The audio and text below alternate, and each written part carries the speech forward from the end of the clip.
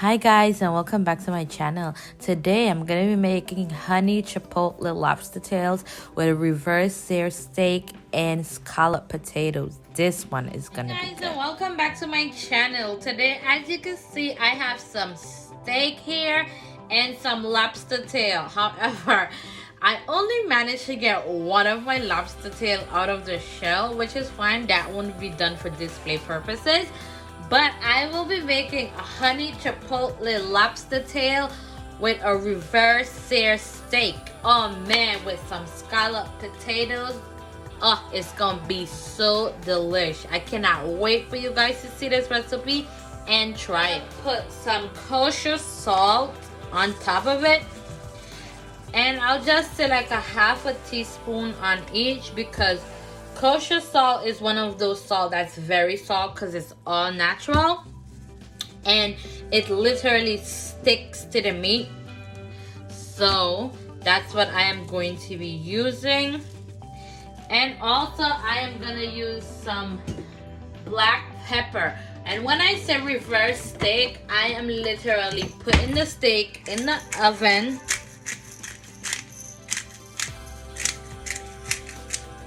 I'll say about a half a teaspoon of black pepper on each steak as well. Guys, I honestly hardly ever use like measuring cups and teaspoons and all these extra stuff, because I cook from my head, so I know like technically how to measure everything. So that is why, so I'm precise with it. But also, you guys could go according to your taste and what you like. If you feel like you need more seasoning, you go ahead and you do that. So now I'm just gonna add some olive oil to this. And this is the time I'm actually going to measure the olive oil. I'll just say about a spoonful for all of it, and I'm just gonna do about 2 spoonfuls, and I'm just gonna massage that really nicely. Let me wash my hands here, and I'm gonna massage this into my steak. And I'm also, in the end, I am going to top it with some sage and rosemary compound butter. I am literally gonna put that recipe in the description.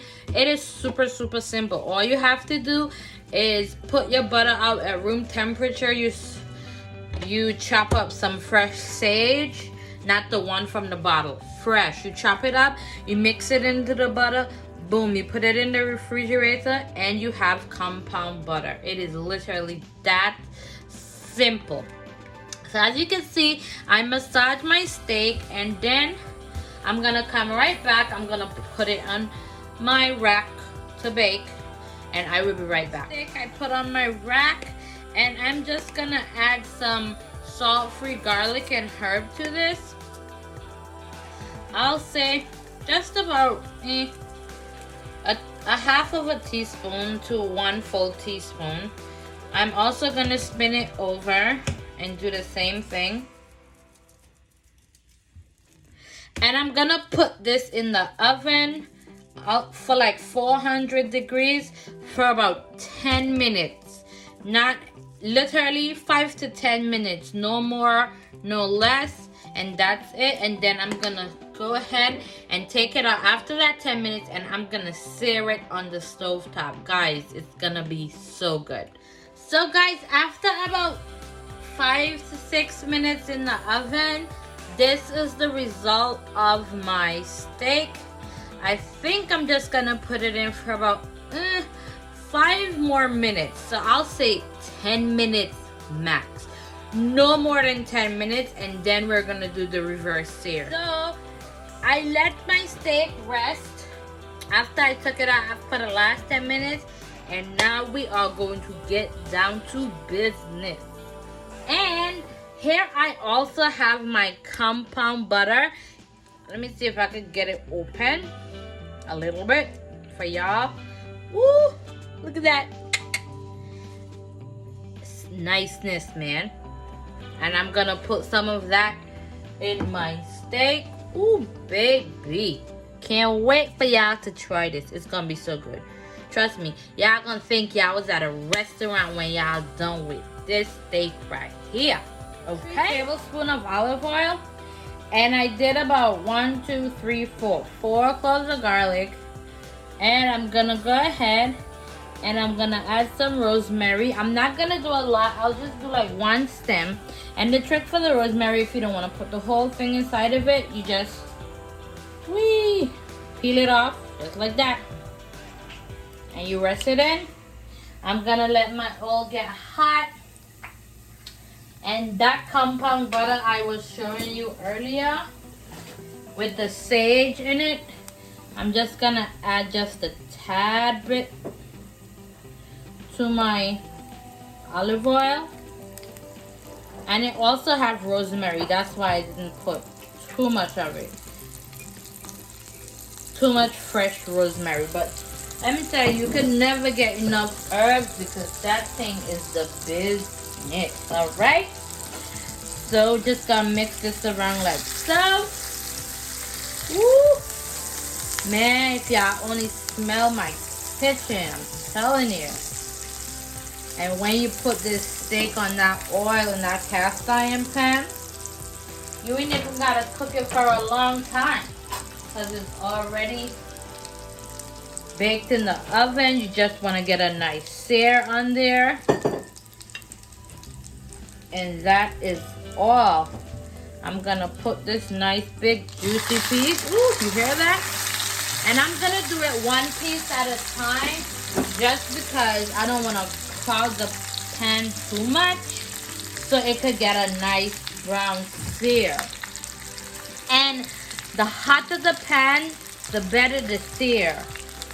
So you get a nice big juicy sizzle.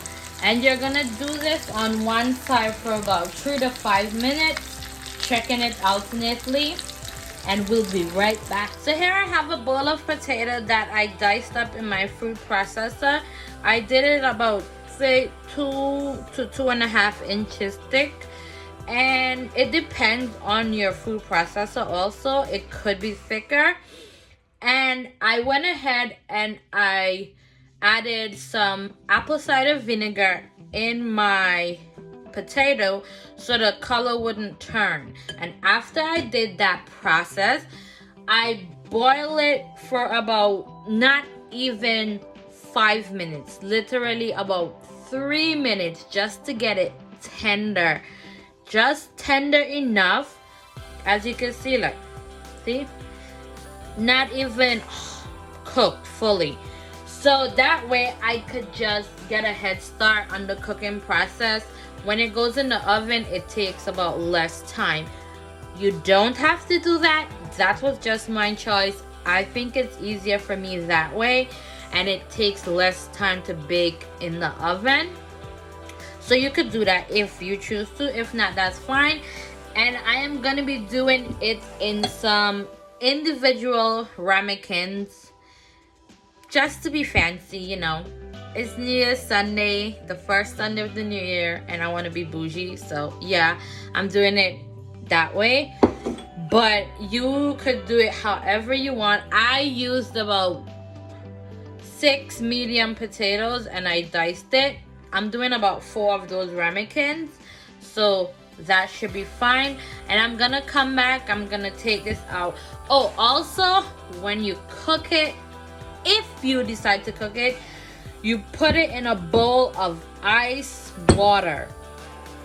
Add ice from your freezer or get really, really cold water if you're getting it from your faucet. And that way you stop the cooking process. It's called blanching. Okay? Good. So I will be right back. For my cheese sauce for my scallop potatoes. And I have about 1/3 of a cup of all-purpose flour. I am probably not gonna use all of it. If you're using a larger batch, making a larger batch of potato where you're not doing individual ramekins, you can use the third of a cup. I'm just gonna use not even all of it.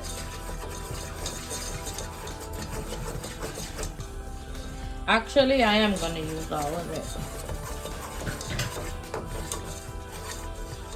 And if you find that your butter isn't, your flour, isn't melting as it should, you just add more butter. That's it. If it gets like this, I'm literally showing you guys like the real deal. I know some people don't show you the real deal, but literally this is what it is. Like sometimes you get this and you're like, oh crap, what do I do, you know? So you just add some more butter and then you keep whisking. And the whole point is you keep whisking. You whisk, whisk, whisk until you get that nice creamy consistency right here. And you keep whisking, guys, keep whisking. And you put your stove on medium low because you don't want it to burn. If you got a burnt roux, it ain't a roux, it's a burnt flour. Okay, and then you're just gonna get some half and half. I'm just gonna use about a half cup. This isn't a half cup, I'm just like doing it as I go along. See that? Look at that. And if you feel it's getting too thick, this is the point where you add the remainder of the liquid. So I'm doing like about a half cup. And if it gets stuck in the corner, all you have to really do is get like an extra spatula and you just like take it out like that, and then you start to whisk one more time. I'm keeping it real, guys. If you're gonna learn how to cook from my YouTube channels, literally you're gonna learn the right way, the process as we go along. Okay, so you whisk this. Now you could turn up the heat after you add your half cup of liquid. Again, if you're using more potatoes, you obviously have to use more liquid. If you use 2 bags of potatoes, I would say roughly you do a cup of liquid. And then you get it nice and creamy. You keep whisking it at this point. And then after that, you let it be. And now I'm gonna add my cheese.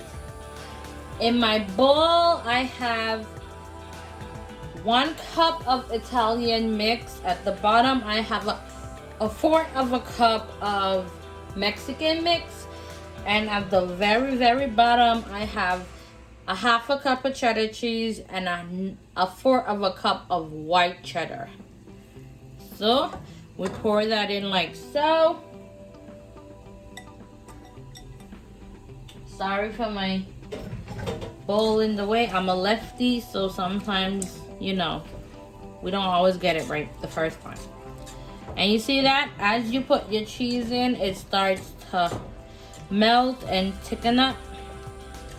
Now, when it starts to get like this, you obviously have to add some more liquid. So I'm just gonna do a third of a cup of liquid. See that? There we go. As long as it starts to get thick like that, once you add the cheese, you clearly have to add more liquid. And you could season this with any amount of salt-free seasoning as you like. Of course, I'm gonna use some herb de Provence. This is like my favorite go-to thing ever. It gives such a really depth of flavor. And guys, if you could get the herb de Provence, get the one with the lavender in it. I mean, Trust me. You will thank me later. And I'm adding just about a half teaspoon of salt-free garlic mix to this. You need your cheese sauce to have flavor. You don't need bland and boring cheese sauce. Okay?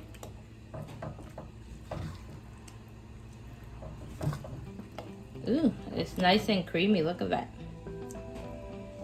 But because I want it just a little bit thinner, I'm just gonna add some more heavy cream to it.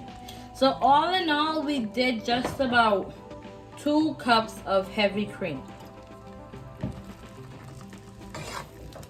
If you want it to be a bit on the thinner side, you clearly have to add more liquid.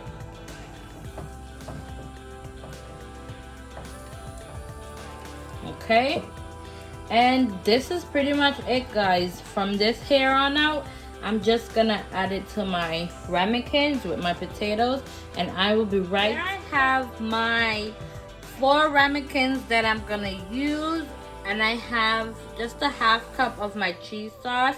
I'm gonna pour some of it to the bottom.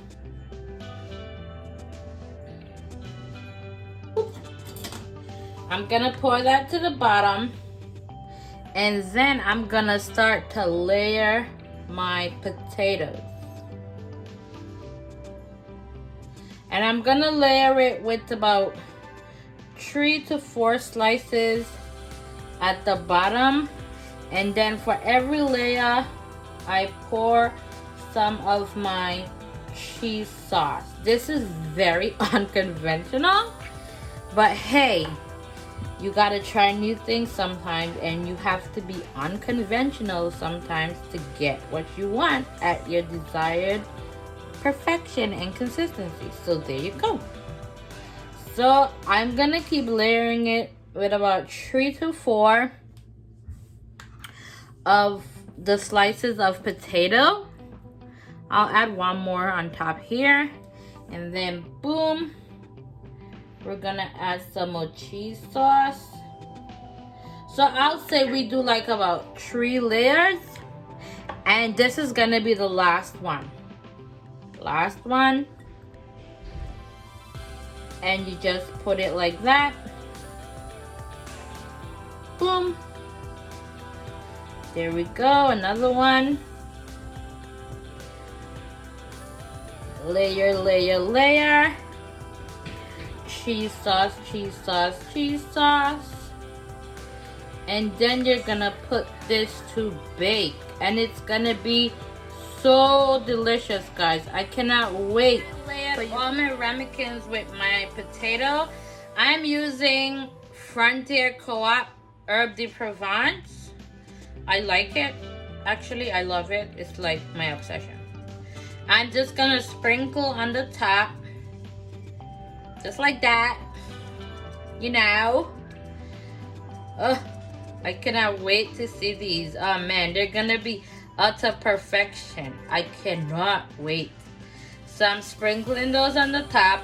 I'm gonna pop them in the oven for about 350 for about 20 minutes. And the only reason I say 20 minutes, because I already cooked them. I pre-cooked them like I told you guys earlier. So it puts my cooking time in half. And that's why I'm doing 20 minutes when it gets nice and brown and bubbly at the top.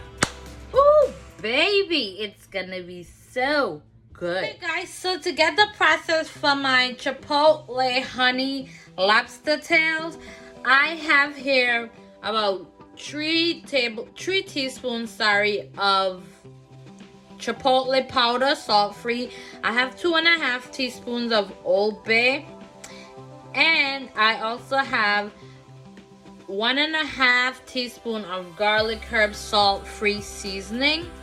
And I'm gonna literally mix this together. And I'm gonna throw it over my lobster tail that I have here in my bowl. And then after I do that, I'm gonna add in my honey.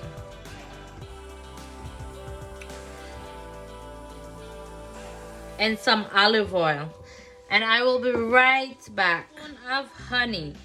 If you don't like your lobster tail sweet, like kind of savory, you don't have to use honey. You could just use the chipotle rub. That works fine. And I also went ahead and I added my olive oil. And I'm just gonna add 1 more tablespoon of olive oil. The trick is for the olive oil, it binds the dry rub together, and it keeps it extremely flavorful. I'm gonna go ahead and wash my hands because of course I'm gonna be dealing with seafood. So I'm just gonna rub this together, guys, and don't be afraid to use your hands. The only reason you'll be afraid to use your hand is if you don't clean your hands. Other than that, everything should be totally fine. You should be good. Everything should be nice and all in there. Get all that nice seasoning into your lobster. Man, this is gonna be so delish.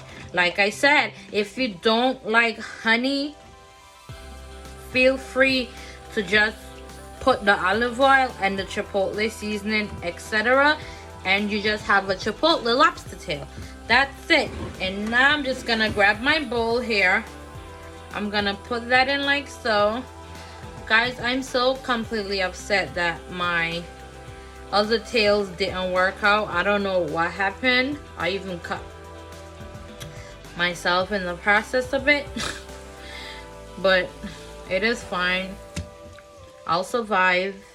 But my lobster tails still look pretty. And I'm just gonna use this one for decorative purposes, you know. Gotta look cute. Even my food gotta look cute. So now that I did that, I'm gonna clean up my bowl right here. And I'm gonna pop this in the oven for at least no more than 12 minutes at like 350. Literally, guys, 12 minutes at 250. You do not want a lobster tough, rubbery, and overcooked. No. Look at that. Isn't it pretty though? Ooh, baby. Yes. I love it. So guys, here I have in my pot 3 tablespoons of unsalted butter, and I add just about a tablespoon of my compound butter with the rosemary. I'm just gonna let this brown up really nicely, and then I'll be right back to flavor it. So to my brown butter, I'm gonna add, I have some of my leftover rub from my lobster tails, and I'm just gonna add a half a tablespoon. I don't need a lot. Just about a half of a tablespoon is good enough. I'm gonna mix this around like so. See that nice brown color that it gave? That's what I want. And to that, I'm going to add just about 1 tablespoon of the bourbon. I'll say 2. Why the heck not, right? I'll say 2. And then I'm gonna add just about 1 tablespoon of honey. I have the raw honey.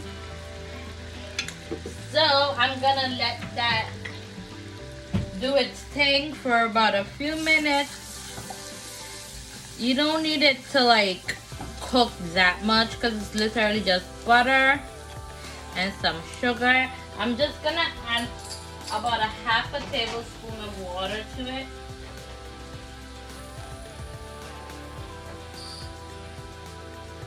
Literally, that's it, because I have butter and I just don't want it to be buttery. I want it to be more of a nice consistency.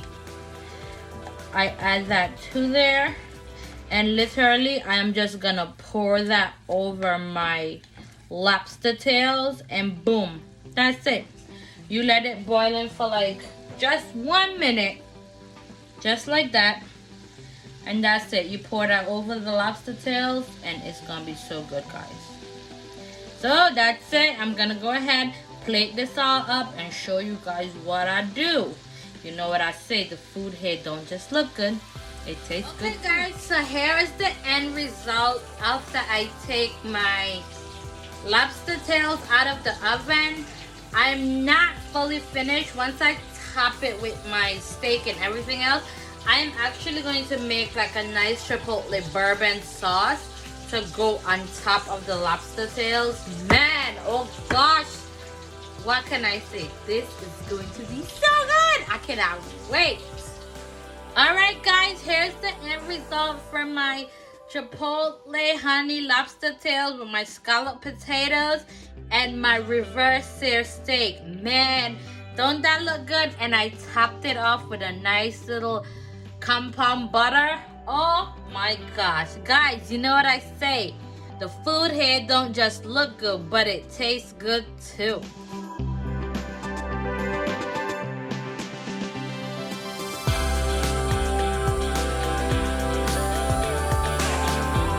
Okay guys, so you know I have to try the food, right? Man, I got me a nice piece of steak and some potato. Let's go.